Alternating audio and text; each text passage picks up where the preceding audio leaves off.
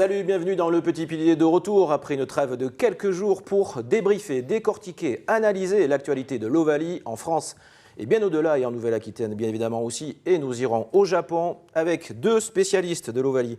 Avec nous ce soir, Dorian Malvezin, journaliste à Bordeaux, correspondant de plusieurs médias dont la radio girondine ARL. Merci, tout va bien? Ça va bien, bonjour. Vous avez bonjour. un beau match samedi? Ouais, ça a été. On va débriefer, on va en parler avec Jérôme Prévost, toujours costume, cravate, impeccable. Petit pilier ou pas, en tenue de soirée, Jérôme Prévost, journaliste Midi Olympique. Merci d'être avec nous, Jérôme. Bonjour Premier thème de cette émission, de ce débriefing du Petit Pilier, la Coupe du Monde, l'Angleterre. Est-ce que c'est l'exemple à suivre pour la France en 2023? On ne va même pas dire est-ce que c'est l'exemple à suivre, on l'affirme pour 2023. Alors, c'est l'un des exemples à suivre, peut-être les Anglais, notamment dans voilà, tout ce qui est tactique, physique. On sait que voilà, c'est rugueux, ça va vite, c'est ce qui manque à l'équipe de France. Et surtout que les Anglais, ils ont de très bons buteurs. C'est ce qui manque aussi à l'équipe de France. Bon, il y en a plein des bons buteurs qu'on a laissés, on va dire, au repos en top 14. On pense aux jeunes, Baptiste Couillou, Mathieu Jalibert ou encore Louis Carbonel. Donc ça promet, il y a une belle génération, mais il faut commencer dès maintenant par contre.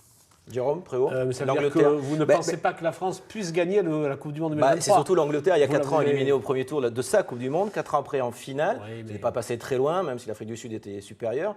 Mais est-ce que c'est l'exemple à suivre pour les Bleus en termes de préparation, en termes d'organisation, en termes de calendrier? Alors, ce qu'il faut comprendre, c'est qu'on peut nous comparer parce que l'Angleterre a un système de clubs comme nous, sauf que la fédération a beaucoup plus d'argent. Elle dépense énormément d'argent pour avoir les joueurs à sa disposition en les retirant de ses clubs. Est-ce que nous avons les moyens de faire ça, de retirer les joueurs des clubs? Ça, c'est pas du tout sûr, car nos finances ne sont pas les mêmes que celles de la fédération anglaise. La France se plaint tout le temps? Ouais, on peut dire ça. Non, Jérôme, il y a déjà des excuses. Là, non, on ne se peut pas, mais il y a pas, ou en tout cas des explications. Il y a aussi cette excuse qu'il y a trop d'étrangers qui jouent en top 14. Moi, je pense que ce n'est pas une des excuses que l'équipe de France ne marche pas, mais il faut trouver un nouveau système. Tout le monde a évolué, tout le monde a changé. La France n'a pas évolué depuis 2011, elle est restée dans la même tactique et on voit que le rugby change comme tous les autres sports changent au fur et à mesure des années. Alors, il y a un problème de structure, d'organisation, de fédération peut-être. Il y a un problème de jeu. Également, est-ce que le jeu des Français, c'est ce qu'il faut? On va en parler après, de l'avenir de l'équipe de France, mais on reste sur cet exemple anglais qui, moi, m'intéresse. Pourquoi vous focalisez sur l'Angleterre? Parce que c'est l'hémisphère nord, l'Angleterre, seul pays européen, champion du monde de rugby, etc. Il y a une différence de culture avec l'hémisphère sud. Mais aussi on les voit plus chaque année, les Anglais, que les Sud-Africains. Et l'Angleterre nous ressemble un peu à la France, quelque part.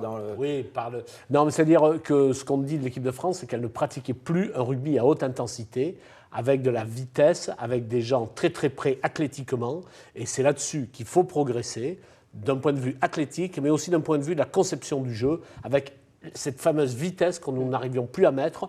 On dit que Fabien Galtier pourrait être l'homme de la situation. Et attention, il ne faut pas dire non plus que les Anglais sont super bons. On a vu l'année dernière, le staff était anglais à l'UBB, ça n'a pas marché le système anglais au niveau club, on va dire ça. Oui, mais depuis 4 ans, sauf qu'Eddie Jones, depuis 4 ans, s'était préparé pour cette Coupe du Monde. Alors, vous allez me dire, Jérôme, qu'il a échoué, battu en finale, mais ils sont quand même allés en finale. Ces Anglais-là, moi j'insiste, dans le modèle anglais, est-ce que la France doit aller jusqu'au bout et s'en inspirer? Mais on s'en inspire déjà, puisqu'on a des clubs, nous. C'est ça qu'il faut comprendre. Les autres nations, elles ont des franchises, souvent dirigées directement par la fédération. Donc c'est très facile de faire reposer les joueurs. Et il n'y a pas de descente dans le championnat de la plupart des autres nations.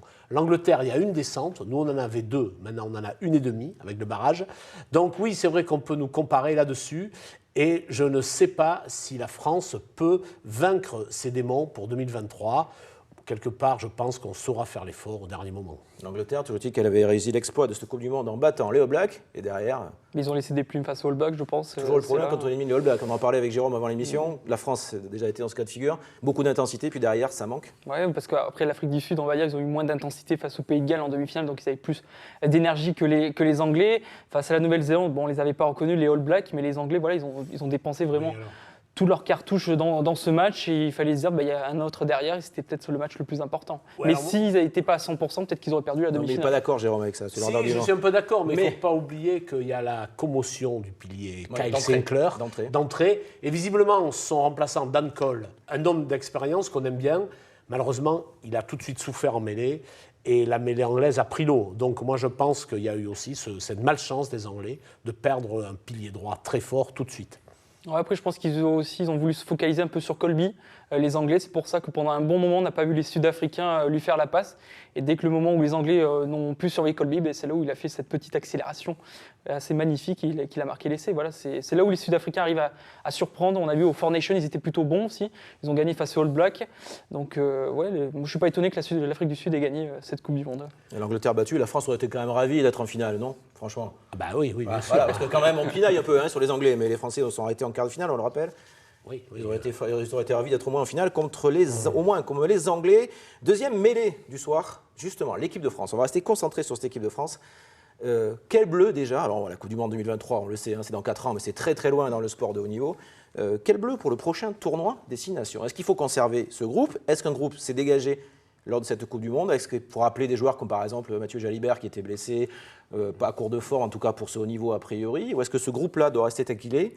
Ou est-ce qu'il doit être amélioré et rajeuni? Non, mais il y a des gens qui arrêtent là. Il y a Picamol, il y a Fofana, j'en oublie. Donc il va y avoir forcément des nouvelles têtes. Mais là, on va garder sans doute l'ossature. Bon, Ntamak et Dupont, je pense qu'on va les revoir. Je pense qu'on va.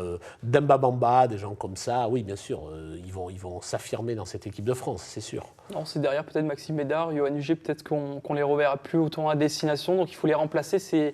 Ces joueurs, il y a de très bons joueurs dans certains postes, notamment le 3 quarts du Stade français qui était parti à Bayonne, de Bayonne cette année. Il est au Stade français qui est un bon remplaçant. Après, voilà, c'est ça qui est bien en période de Coupe du Monde, c'est qu'on voit ces jeunes jouer. Et je pense qu'il faudra regarder aussi du côté du SU Agen qu'ils ont beaucoup de jeunes français. Ça peut être intéressant là aussi. Alors est-ce que ça va être le mal français typique? On prépare la Coupe du Monde dans 4 ans ou on la prépare en disant que tous les ans il faut gagner le tournoi? On ne peut pas faire les deux choses en même temps, si? Mais si, mais enfin, il ne faut pas se poser ce genre de questions. Le match le plus important, c'est celui de la semaine prochaine. Vous n'allez pas affronter, je sais pas, l'Écosse ou le Pays de Galles en disant « ouais, c'est pas grave, je prépare ». Non, chaque match est important. Et le match le plus important, c'est celui de samedi prochain. Pourquoi En l'occurrence, il n'y en aura pas samedi. C'est à l'UBB. Mais pour moi, l'UBB, c'est plus fort. Soyez l'équipe de France. Pour moi, UBB Agen, c'est plus fort que match de Coupe du Monde. On en parlera tout à l'heure, mais restons sur les Français, Dorian. Est-ce que c'est pas le mal tricolore, le mal bleu depuis toujours, d'être un peu schizophrène, hein? On veut préparer dans 4 ans tout en voulant gagner le match qui suit. Eddie Jones, je l'aime bien Eddie Jones, hein, c'est pour ça que j'insiste. Il a planifié sur 4 ans la victoire de l'Angleterre. Certes, échoué de peu, mais il a planifié sur 4 ans. Est-ce qu'il ne faut pas y aller étape après étape en se disant on prépare 2023 et le tournoi, entre autres, comme les tournées, serviront de préparation au très haut niveau? Non, moi j'y crois pas. Il faut préparer le match qui se présente. C'est tout. Vous n'allez pas faire exprès de perdre des matchs. Non, c'est pas de perdre. Il s'agit de mettre une stratégie en place sur plusieurs années et d'aguerrir des jeunes joueurs. Il faut suivre une fiche technique. Ils arrivent là, les jeunes joueurs, par la force des choses. C'est une belle histoire, on le voit sur les réseaux sociaux. Il y a des supporters français qui disaient que c'était la fin d'une belle histoire pendant 3 mois. C'était une belle aventure, cette Coupe du Monde. Elle va continuer.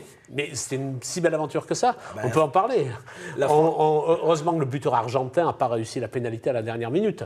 Il est pinailleur ce soir, Jérôme Prévost. Oui, après, on peut dire aussi pourquoi Ntamak a loupé ses 2 pénalités contre le Pays de Galles. Nous sommes d'accord.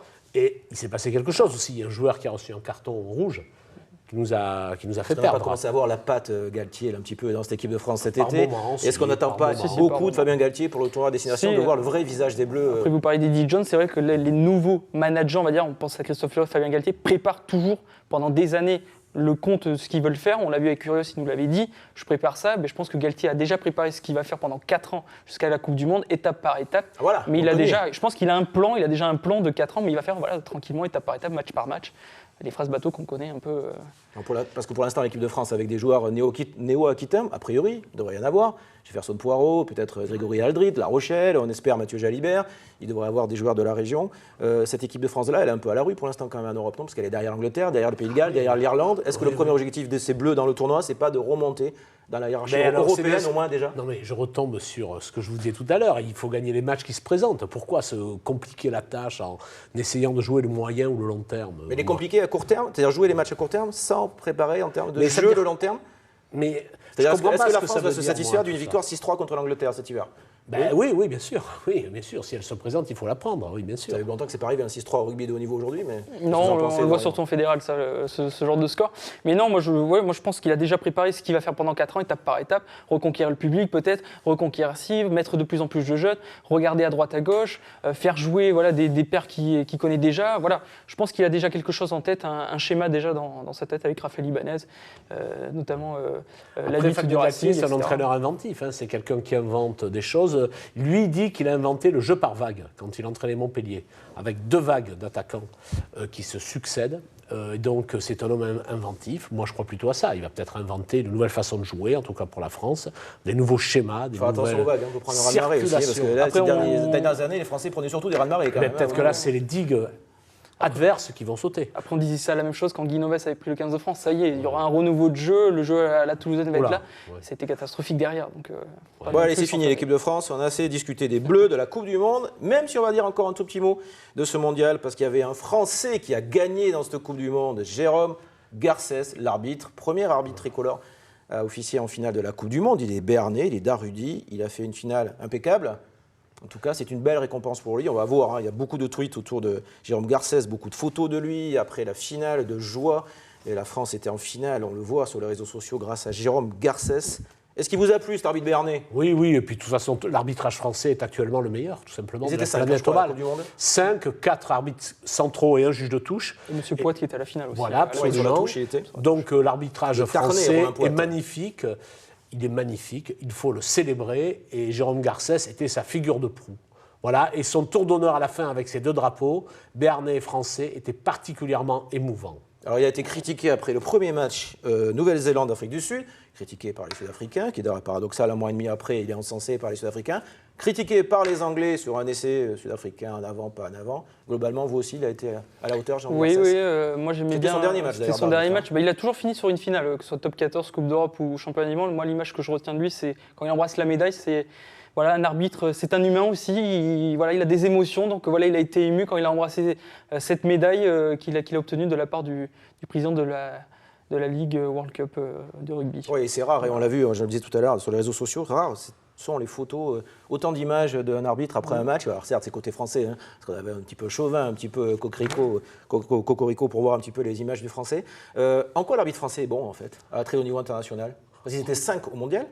Je crois que c'est le travail de ce qu'on appelait avant la CCA, la Commission centrale d'arbitrage, un travail de longue haleine, tout simplement, avec des critères très précis, assez exigeants, pour amener les arbitres au plus haut niveau. Et puis, il y a beaucoup de vocations, quand même, dans les clubs. Les clubs sont quasiment obligés d'avoir des arbitres ou d'envoyer des arbitres.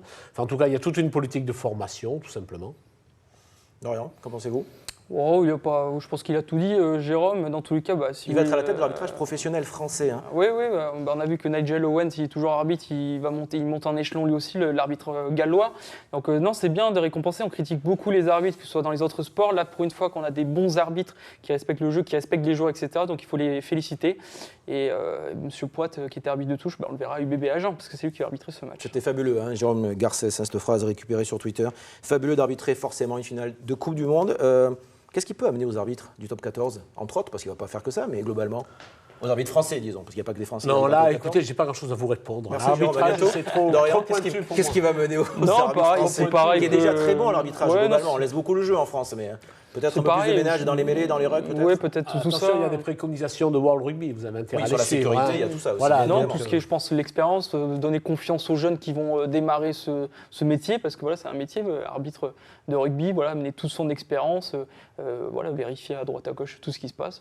C'était juste pour faire une transition que je vous posais cette question. Magnifique passe croisée, je me félicite tout seul. Pour parler top 14, dernier thème, dernière mêlée de cette émission. Alors, 9e journée du championnat. Toujours le petit monde particulier du rugby, une journée ce week-end, après il y a 3 semaines sans rien, on passe aux Coupes d'Europe. C'est la journée des voisins. UBB, Agen, Bayonne, Pau. On dira un mot tout à l'heure de La Rochelle et de Brive. D'abord, messieurs, UBB, Agen, déséquilibré ou pas ce match ? Mais l'UBB est favori, bien sûr. Favorite, pardon, bien sûr, il n'y a pas photo. On ne va pas dire le contraire, ce serait mentir. Et je pense que, même s'ils ne vont pas le dire clairement, les Bordelais espèrent une victoire avec bonus, si possible. Moi, je fais attention parce que l'année dernière, on a perdu à Agen, on a gagné à Agen sans le bonus. Donc, c'est toujours une équipe accrocheuse qui est, bon, c'est vrai que derrière, c'est un peu mauvais, je trouve, le SUA. Mais il faut faire attention à ces petites équipes. On avait dit face à Brive, ça va être facile aussi. Les Agenais jouent beaucoup, qui se préparent, on l'a vu, des images sur les réseaux sociaux du club d'Agen. Ils ont un entraîneur. Ils ont repris l'entraînement. À chaque fois qu'ils jouent l'UBB, ils les embêtent au Bordelais. Quand ils viennent à Chaban. C'est toujours compliqué pour l'UBB de jouer à Agen. En tout cas, c'est souvent compliqué. C'est une équipe accrochée. Alors, je ne me souviens pas qu'ils aient gagné à Chaban récemment en championnat. Toujours. Oui, accroché. Pas facile, vous parlez de bonus tout à l'heure. Sans le bonus, ils n'arrivent pas à gagner avec le bonus face au SUA à Agen. C'est ce qu'on demande à l'UBB. Gros atout, c'est Christophe Lossuc, un entraîneur, à mon avis, très compétent, un personnage fort caractère et qui est capable de tirer 110% de cette équipe. Il fait de très belles choses, cette équipe d'Agen, cette année. On connaît les moyens très limités financiers de cette équipe d'Agen. C'est un petit miracle quand même tous les ans, non? Ah oui, il faut un gros miracle même. Non, mais c'est vrai, ils ont un budget, je crois que certains clubs de Pro D2 ont plus de budget qu'eux, je crois, à me souvenir. Mais Agen, c'est une vraie ville de rugby. C'est la force d'Agen, c'est quoi? C'est au centre de formation? Le centre de formation, bien sûr, ils ont pris des joueurs, on pense à l'Inter de Cron qui ont pris de l'UBB prêté. Et ça, c'est un club qui est très bien pour faire jouer les jeunes. Au moins, ils ont du temps de jeu. Il vaut mieux pas aller dans un gros club où on n'a pas de temps de jeu. C'est un club vraiment de centre de formation, le SUA Agen, qui font grandir certains joueurs. Et contrairement à des grands clubs français qui ont un peu disparu, qui ont complètement disparu, des écrans radars de l'élite comme Narbonne, comme Tarbes, comme Lourdes, Dax, etc. Agen continue, malgré ses 9 titres de champion, je crois. 8, non 8 ou 9 titres, je ne sais plus. Mais ils perdurent au niveau. Alors, ça a toujours pas été pour la qualif, mais ils sont toujours là. Il faut faire attention cette année parce que c'est vrai qu'il y a toujours les deux premiers qui ne sont pas très bons. On l'a vu l'année dernière avec Perpignan et Grenoble. Cette année, c'est un peu plus relevé. Donc là, il faut qu'ils fassent attention. Ils perdent face à ses concurrents, face à ses équipes quand même. Ils sont allés faire match nul au Racing, c'est pas rien quand même. Là, et ils menaient en plus. Non, c'est une équipe qui a des résultats surprenants en effet. Mais ils ne sont pas promus, mais les deux promus sont très bons. Eux, on pensait qu'ils allaient souffrir. Alors, ils souffrent un peu, mais ils ne sont pas du tout largués. Alors, la journée des voisins, donc UBB Agen, on en a parlé, on a tout dit sur UBB Agen? Juste la clé du match, je pense que c'est la mêlée. C'est là où ils ne sont pas très bons, Agen, en mêlée. Et où UBB est meilleur, a priori. Bayonne-Pau, derby des Pyrénées-Atlantiques, match de haut tableau. 3e, l'Aviron Bayonnais contre Pau, qui est aussi pas loin du top 6. Là encore, avantage à l'équipe qui reçoit? Oui, Bayonne fait un très bon début de saison. Ils ont un entraîneur, Bru, connu pour très très bien préparer ses matchs, très bien surveiller. Très présent sur les réseaux sociaux aussi, Yannick Bru. Oui, il beaucoup, il est des photos de l'entraînement, des images de ce qu'ils font pendant que l'équipe de France joue. C'est assez intéressant. C'est un homme qui regarde beaucoup les données chiffrées de ses joueurs, qui détaille les performances personnelles de chaque joueur, etc. Donc c'est un homme compétent. Ce qui est assez drôle, c'est que c'est un peu l'exact contraire de celui avec qui il a travaillé pendant un an, Vincent Etcheto. Et alors, il y a différents types d'entraîneurs qui peuvent s'exprimer. Yannick Bru qui était dans le staff de l'équipe de France avant, bien évidemment. Bien sûr, adjoint de Guinoves. Qui n'est pas n'importe quel entraîneur. Bayonne, favori également sur ce match face à la section qui est là quand même. Oui, la section est là. Ils ont fait un mauvais début de championnat, je trouve, la section. Ils ont été accrochés, mais notamment face au SU Agen. Ils avaient gagné, mais difficilement. Bayonne, ils arrivent à gagner quand même les gros. On a pensé face à Clermont. Ils arrivent à accrocher certains gros clubs. Donc, les promus sont là. Et Bayonne fait un très beau jeu. On l'a vu face à Montpellier aussi. Les boys de Bayonne, comme tweet Yannick Bru, qui se sont préparés à Bidaraï pendant cette trêve internationale. Je ne sais même pas comment on peut l'appeler. Au rugby, il y a toujours des trêves. On joue un peu tout le temps. On va terminer cette émission en top 14 pour dire un mot de La Rochelle et de Brive. Tous les deux en déplacement. Très compliqué pour La Rochelle à Lyon. Compliqué aussi pour Brive à Castres. Oui, alors vous connaissez les propos de Jérémy Davidson. Il laisse entendre quasi explicitement qu'il se focalise sur les matchs à domicile. Donc je pense que Brive va se focaliser à fond sur le prochain match à domicile. Donc défaite annoncée de Brive à Castres? Ils vont peut-être limiter les dégâts sur un malentendu, une petite interception. Ça n'existe pas le malentendu à haut niveau sur Dorian. La Rochelle très compliqué, à Lyon qui marche très bien. Oui, La Rochelle, ils ont des difficultés aussi en début de championnat. C'est peut-être dû aussi à la Coupe du Monde. Il y a certaines équipes qui sont pénalisées sur ça. C'est pas La Rochelle qu'on a connu ces dernières années. Brive, j'étais à Brive UBB. Brive, c'est vraiment une équipe accrocheuse, très physique sur les rucks, sur les molles, etc. Ils sont vraiment très très bons. Et puis la ligne derrière, je trouve que Laurent Gérald, l'arrière de Brive, fait des merveilles, même s'il s'est pris ce plaquage cathédral de Diaby lors de ce match. Mais, il était très bon déjà en Pro D2. Il était buteur en Pro D2 d'équipe et en top 14 aussi. J'avoue qu'il faut surveiller quand l'Irlandais Holding va revenir. C'est un très très bon joueur. Très très bon joueur qui est à niveau international. Il a été obligé de quitter son pays pour des histoires extrasportives. Mais c'est le genre de joueur qui tire Brive vers le haut. Et il est en train de revenir là. C'est votre avis aussi? De blessure. Je ne connais pas des joueurs Jérôme, très précis. Je ne connais pas trop ce joueur, mais relancer derrière. Là, c'est pas facile de relancer derrière Jérôme.